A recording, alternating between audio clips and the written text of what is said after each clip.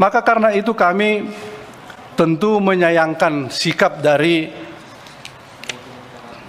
Kepala BPKH Pak Fadlul, sama sekali jarang merespon situasi ini, membiarkan Komisi 8 dianiaya oleh berbagai pandangan yang menyebutkan kalau kami ini sudah mempraktikkan sistem Ponzi, sudah melakukan pelanggaran syariat.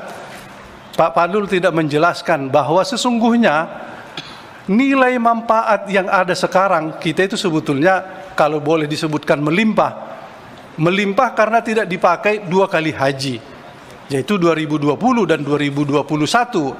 Sementara 2022 kita memberangkatkan haji, kita memakai nilai manfaat tahun berjalan. Maka tahun 2021, 2022 sama sekali kita tidak memakai itu. Bahkan nilai manfaat di 2022 pun kita tidak pakai seluruhnya, masih ada tersisa yang sebagian kita kirim ke virtual akun jamaah. Sekarang kita mendengarkan komentar para tokoh-tokoh, tidak ada satupun yang mengomentari BPKH. Semuanya mengomentari jamaah harus membayar. Itulah yang menyedihkan para anggota. Itulah yang membuat para anggota panja ini marah. Kenapa jamaah yang dizolimi? Kenapa harus jamaah yang kita bebankan? Sementara BPKH yang punya kewajiban untuk menggandakan nilai manfaat ini sama sekali tidak ada yang disentuh.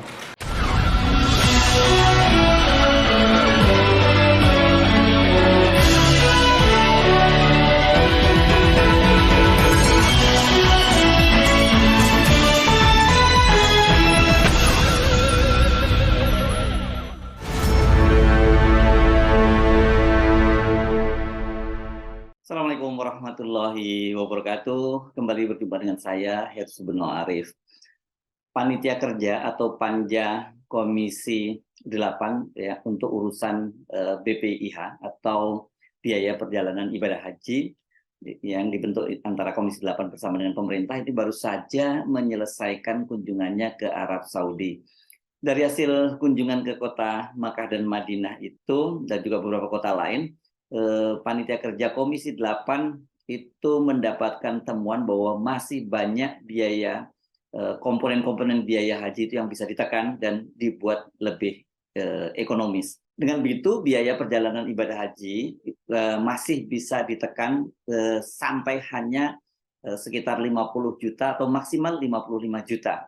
Ini jauh lebih murah dari yang diusulkan oleh pemerintah ya. Sebelumnya pemerintah dalam hal ini Kementerian Agama mengusulkan BPIH tahun 2023 naik menjadi Rp98.983.000. Dengan kenaikan tersebut dan perubahan komposisi biaya yang ditanggung oleh jamaah itu menjadi sebesar 70% dan kemudian BPKH 30%, maka setiap jamaah itu harus membayar sebesar 69 juta. Ini selisihnya lumayan juga ya, dari 69 dengan 55 juta itu saja ada sekitar 14 juta. Apalagi kalau bisa ditekan sampai 50 juta itu berarti kan ada selisih 19 juta.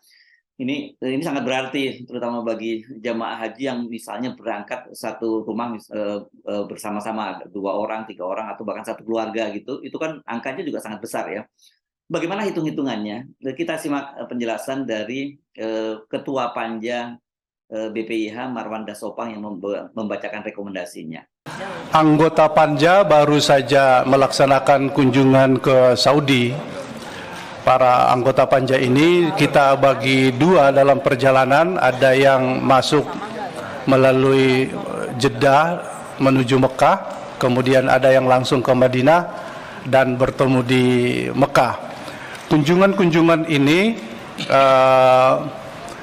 melihat berbagai hal yang terkait dengan pelaksanaan ibadah haji.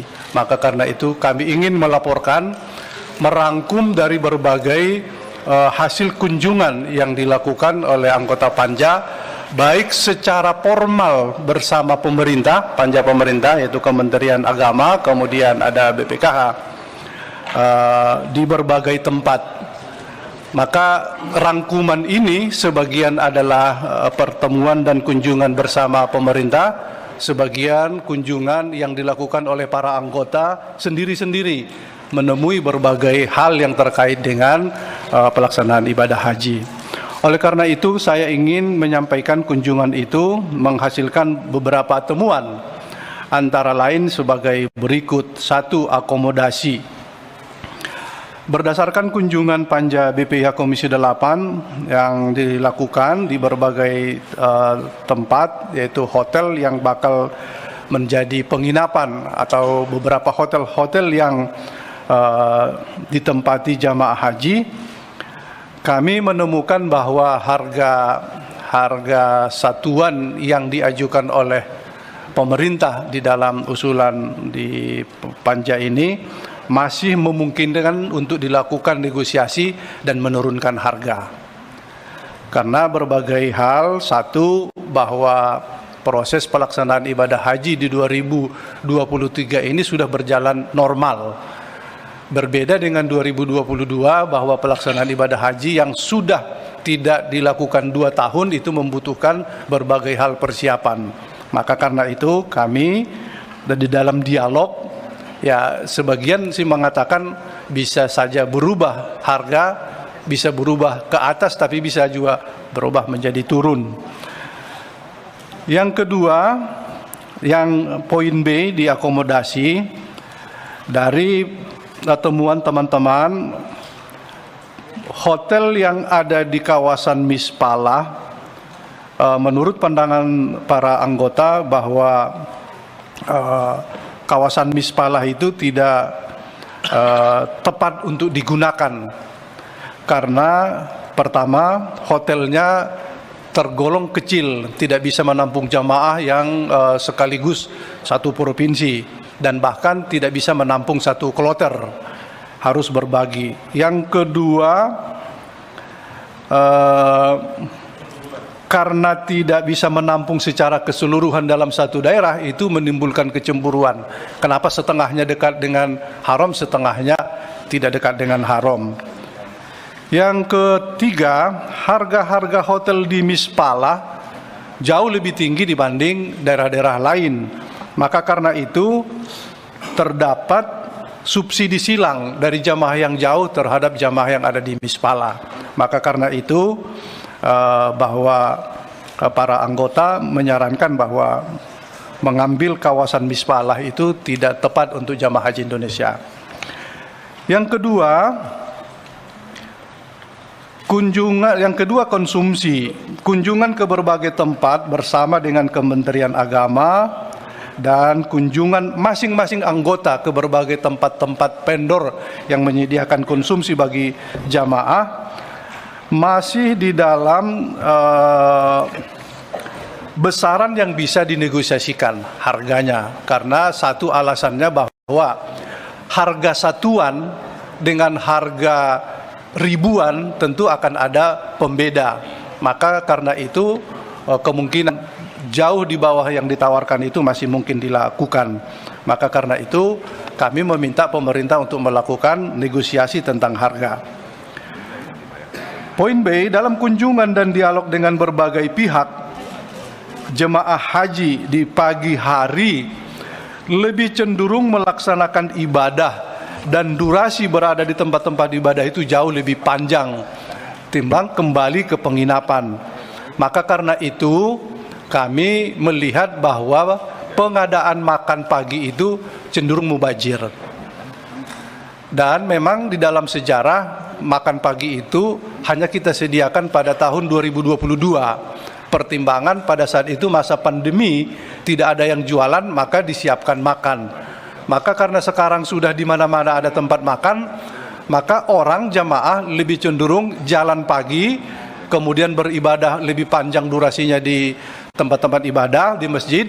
Mereka pulangnya agak lama, jadi makan pagi itu tidak dimanfaatkan dengan baik.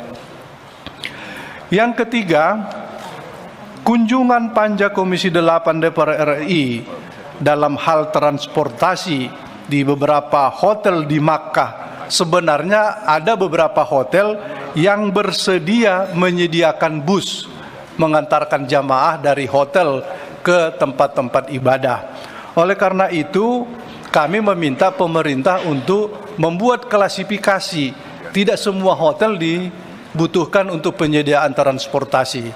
Kalau bisa, pemerintah mencari hotel-hotel yang sekaligus menyiapkan bus antar jemput jamaah. Maka karena itu tidak diperlukan penyediaan anggaran untuk bus yang kita sebut dengan bus solawat. Mungkin saja bus solawat diperlukan, tetapi tidak semua untuk hotel-hotel yang ditempati oleh jamaah. 4. Pelaksanaan ibadah haji durasi 40 hari membuat jamaah jenuh menunggu kepulangan. Lebih khusus jamaah yang berada di kloter awal. Maka Komisi 8 DPR RI melakukan komunikasi ke berbagai pihak dan mendapatkan informasi pelaksanaan ibadah haji tahun 1444 Hijriah tahun 2023 Masehi memungkinkan untuk dilaksanakan durasinya selama 35 hari saja.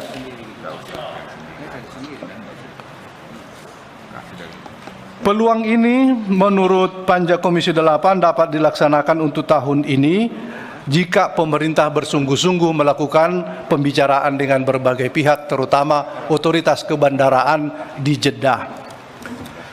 Sementara Komisi 8 mengharapkan dan telah melakukan perhitungan kebutuhan haji, semestinya pelaksanaan ibadah haji cukup 30 hari dengan memanfaatkan 9 hari di Madinah, 6 hari di hari-hari tasyrik, 15 hari di Makkah. Maka karena itu kami sudah mencoba melakukan perjalanan mengunjungi Bandara Taib. Dan Bandara Taib itu sekarang sudah dimanfaatkan melaksanakan ibadah umroh oleh negara-negara di kawasan Asia Timur, yaitu Kazakhstan dan Uzbekistan, dan mereka sekarang sudah terbang dari Bandara Taib. Maka karena itu kami berharap bahwa pembicaraan mengenai 30 hari pelaksanaan ibadah haji, pemerintah harus sungguh-sungguh melakukan, dan tidak kita membicarakan lagi di tahun 2024 kemungkinan memakai durasi 30 hari. Maka karena itu sejak sekarang memulai pembicaraan dengan berbagai pihak untuk pelaksanaan 30 hari. Maka karena itu kami dapat menghitung bahwa akan terjadi penghematan anggaran. Dari sisi anggaran itu bisa kita hemat sekitar 1,2 triliun, dan bahkan dari APBN gaji petugas itu hampir 1 triliun kalau bisa kita laksanakan. Dan kami berkeyakinan jamaah pasti merasa senang dengan hari yang kita sebutkan dengan durasi 30 hari saja. Para anggota Panja dan pemerintah mitra Panja kami, selain kunjungan kerja Komisi 8 mengenai BPIH ke Arab Saudi, perlu kami sampaikan pandangan Panja terkait perdebatan publik mengenai besaran rata-rata BP tahun 1444 Hijriah, antara lain sebagai berikut. 1. Ada beberapa tokoh, termasuk tokoh-tokoh di Ormas, yang mengatakan bahwa keberangkatan haji harus berdasarkan istitoah. Pandangan seperti ini sangat sederhana karena memahami ayat Al-Quran dalam surat Al-Imran ayat 97. Ya, semua orang tahu yang wajib haji itu yang istitoah. Tetapi yang kita bicarakan hari ini adalah jamaah yang sudah mendaftar istitoah tapi bergeser istitoahnya karena terlalu panjang menunggu antrian. Maka itulah gunanya harus ada BPKH untuk mengelola uang yang didaftarkan agar bisa mensubsidi para jamaah. Maka karena itu kami tentu menyayangkan komentar itu, bahwa yang kita perbincangkan sesungguhnya adalah jamaah yang sudah istitoah yang bergeser. Maka kalau sebetulnya jamaah yang istitoah baru berangkat, sebetulnya kita nggak perlu nggak perlu pemerintah mengurusi jamaah. Kasihkan saja urusannya kepada travel haji, selesai. Nggak perlu kita urusi. Karena kalau orang ngejamaah istitoah hari ini berangkat, ngapain kita sibuk-sibuk ada Panja berhari-hari kita membicarakan ini. Yang kedua, ada pandangan tokoh yang menyebutkan bahwa Komisi 8 DPR RI telah melanggar ketentuan syariat. Menyebutkan Komisi 8 sudah mempraktekkan sistem Ponzi. Tentu kami sangat menyayangkan komentar ini dan menyakitkan bagi Komisi 8. Padahal Komisi 8 sepanjang memutuskan ketetapan mengenai BPIH tidak pernah memutuskan nilai manfaat yang diberikan kepada jamaah memakai uang pokok atau daftar jamaah. Dan seluruh proses mengenai panja kita dan pemakaian nilai manfaat selalu dibimbing oleh Majelis Ulama Indonesia agar tetap dalam koridor prinsip-prinsip syariah. Yang ketiga, Komisi 8 panja BPIH ini memahami bahwa paradigma Arab Saudi tentang haji telah berubah. Selain ibadah ibadah mahdoh, hanya ibadah saja, tapi sudah disertai dengan unsur-unsur bisnis. Maka karena itu kami berharap bahwa pemerintah harus masuk di unsur bisnis. Maka karena itu kami tentu menyayangkan sikap dari Kepala BPKH, Pak Fadlul, sama sekali jarang merespon situasi ini, membiarkan Komisi 8 dianiaya oleh berbagai pandangan yang menyebutkan kalau kami ini sudah mempraktekkan sistem Ponzi, sudah melakukan pelanggaran syariat. Pak Fadlul tidak menjelaskan bahwa sesungguhnya nilai manfaat yang ada sekarang kita itu sebetulnya kalau boleh disebutkan melimpah karena tidak dipakai 2 kali haji, yaitu 2020 dan 2021. Sementara 2022 kita memberangkatkan haji, kita memakai nilai manfaat tahun berjalan. Maka tahun 2021, 2022 sama sekali kita tidak memakai itu. Bahkan nilai manfaat di 2022 pun kita tidak pakai seluruhnya, masih ada tersisa yang sebagian kita kirim ke virtual akun jamaah. Maka karena itu kami berharap bahwa BPKH harus mengikuti paradigmanya Saudi Arabia tentang sistem haji kita. Maka kami tidak setuju bahwa mengunci porsi 70-30% atau 60 atau 40% yang akan kita berikan subsidi kepada jamaah, karena tujuan BPKH lahir adalah untuk menggandakan nilai manfaat. Kalau BPKH berkemampuan menggandakan nilai manfaat sampai 2 digit, untuk apa uang yang melimpah di BPKH kalau tidak untuk kesejahteraan jamaah? Maka kami menganggap bahwa porsi apakah 70-30 menjadi beban jamaah atau 60-40 itu situasional saja. Jika BPKH berkemampuan menggandakan nilai manfaat sampai 2 digit, ya kita sesuaikan saja dengan itu. Bisa saja terbalik, 70% adalah nilai manfaat, 30% adalah beban jamaah. Sekarang yang kita ingin tantang adalah BPKH harus berkemampuan, harus berubah, harus lebih peka terhadap perkembangan ekonomi. Kalau sekarang kita mendengarkan komentar para tokoh-tokoh, tidak ada satupun yang mengomentari BPKH. Semuanya mengomentari jamaah harus membayar. Itulah yang menyedihkan para anggota. Itulah yang membuat para anggota panja ini marah. Kenapa jamaah yang dizolimi? Kenapa harus jamaah yang kita bebankan? Sementara BPKH yang punya kewajiban untuk menggandakan nilai manfaat ini sama sekali tidak ada yang disentuh. Sementara dalam hitung-hitungan yang tidak rigid, Panja Komisi 8 memandang bahwa kita akan bisa memberikan keputusan seputaran beban jamaah yang disebut BPIH itu antara 55 juta sampai 50 juta saja. Dan bahkan teman-teman para anggota ada yang mengusulkan cukup 49 juta saja. Itu yang akan kita hitung-hitung. Nanti kita akan lihat seberapa kemampuan pemerintah melakukan negosiasi berbagai pihak, termasuk kepada pemerintah Saudi, termasuk ke beberapa pihak vendor yang ada di Saudi yang akan dipakai oleh para jamaah kita. Bagaimana respon dari Kementerian Agama? Ternyata pemerintah, seperti dikatakan oleh Dirjen Penyelenggara Haji dan Umroh Hilman Latif, itu juga setelah ikut melakukan kunjungan kerja ke Arab Saudi, melakukan berbagai simulasi dan hasilnya ternyata BPIH itu memang masih bisa ditekan. Dengan melihat perkembangan situasi kondisi saat ini dan masukan panja BPIH Komisi 8 DPR RI, pemerintah melakukan simulasi penurunan BPIH tahun 1444 Hijriah 2023 Masehi sebagai berikut. Yang pertama adalah tentang asumsi. Yang nilai tukar yang kemarin kita gunakan 15.300, ya, 15.300 rupiah, dan satu SAR-nya adalah 4.080, menjadi satu dolarnya sama dengan 15.000 dan satu SAR-nya sama dengan 4.000. Ya. Ini tentu asumsi yang kami gunakan akan kita exercise bersama-sama.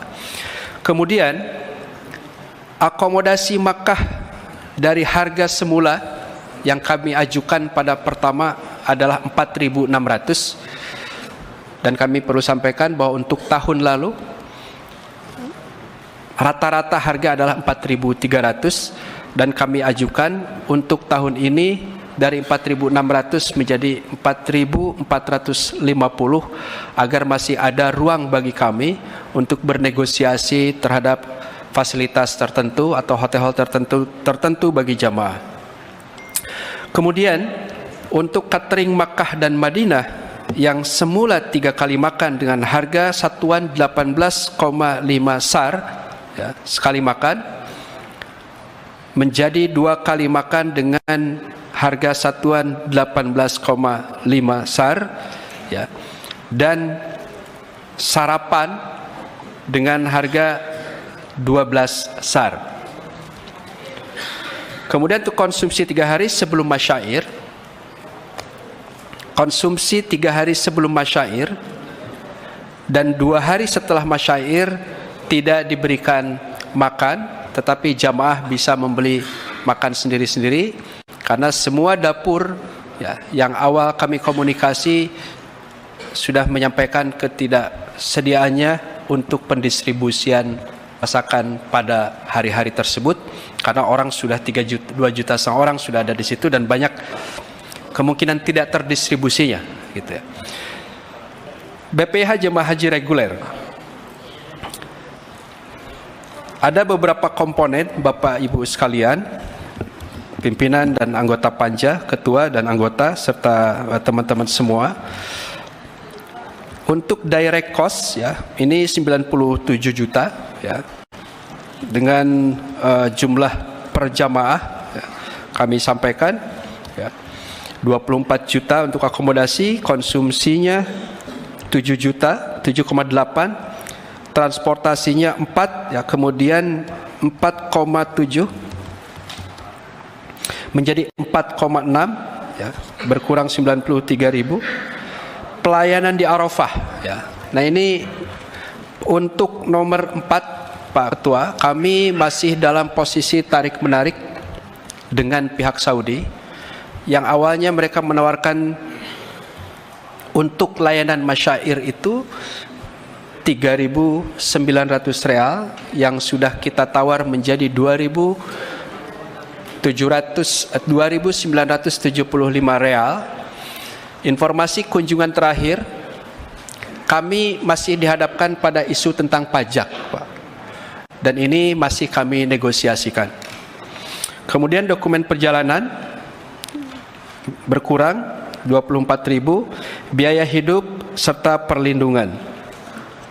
Kemudian untuk biaya penyelenggaraan ibadah haji dalam negeri yang termasuk di dalam direct cost, itu adalah penerbangan yang saat ini masih belum bisa diturunkan, tergantung kesepakatan dengan maskapai. Kemudian akomodasi, ya, dari 105 menjadi 92. Konsumsi tetap untuk makan harganya. Perlindungan berkurang 27.000. Premi asuransi dan perlindungan lainnya, ya, masih sama untuk asuransi, serta pembinaan jamaah haji di tanah air turun 158.000. Kemudian indirect cost-nya, ya, ada juga penurunan di beberapa aspek, dan kami sampaikan bahwa dari keseluruhan kajian kami sementara ini untuk direct dan indirect cost, bahwa usulan per jamaah yang sebelumnya masih 98,8 kemudian menjadi 96,4, yaitu berkurang Rp2.415.953, dan itu belum dikurangi dengan biaya maskapai. Tadi kita simak menurut Pak Hilman Latif, Profesor Hilman Latif, ini masih bisa ditekan sekitar 2 jutaan sekian gitu ya. Artinya jika semula jamaah harus membayar 69 juta turun menjadi 67 juta. Masih jauh lebih tinggi daripada usulan Komisi 8. Tapi itu belum termasuk biaya maskapai yang katanya juga ini salah satu komponen yang komponen termahal gitu ya.